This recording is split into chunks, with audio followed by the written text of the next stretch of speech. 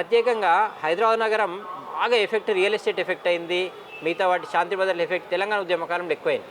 అయితే ఆ ఉద్యమ కాలంలో అయితే అనుభవాలు చూశారో వాళ్ళు ఈ 10 ఏళ్లలో ఆ ఉద్యమకాల అనుభవాలను మళ్ళొకసారి చూడకూడదు అనుకొని టీఆర్ఎస్ పార్టీ సైడు వచ్చుండడం వాస్తవం. అయితే రూరల్ ప్రాంతంలో ఉన్న వాతావరణం వేరు. అయితే సతీష్ గారు ఇక్కడ ఒక పాయింట్ మీరు అడగాల మాకు, రేవంత్ రెడ్డి ఏదైతే పార్లమెంటు సభ్యుడు ఉన్నాడో అక్కడ ఒక్క సీటు కూడా రేవంత్ రెడ్డి గెలిపేయలేకపోయాడు. మా పార్లమెంట్లో రేవంత్ రెడ్డి 7 సీట్లు ఓడిపోయాడు. ఈరోజు ముఖ్యమంత్రి అయ్యాడు. కామారెడ్డిలో కూడా ఓడిపోయాడు ముఖ్యమంత్రి అభ్యర్థిగా. కామారెడ్డిలో ఓడిపోయాడు, కానీ ఆయన పార్లమెంటు మెంబర్గా ఉన్న 7 ఓడిపోయాడు. దాదాపు 3.5 లక్షల మైనస్ ఉన్నది కాంగ్రెస్ పార్టీ ఇక్కడ. మరి ఆయన ముఖ్యమంత్రి అయ్యాడు.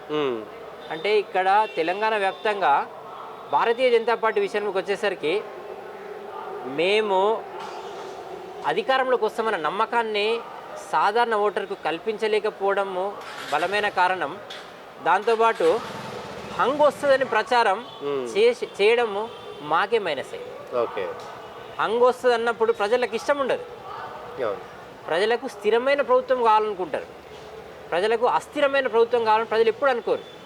భారతీయ జనతా పార్టీ నుంచి లేకుంటే మీడియా నుంచో మా తరపు నుంచి హంగ్ వస్తుంది, ఈ హంగు ప్రభుత్వం మన వల్ల వస్తుంది, మనం ఏర్పాటు చేస్తాం, మనకు 20 సీట్లు వస్తాయి 25 సీట్లు వస్తాయి అన్న దాని మీద ప్రజలకు నచ్చలే. అందుకే ప్రజలు సుస్థిరమైన దానికి ఓటేశారు.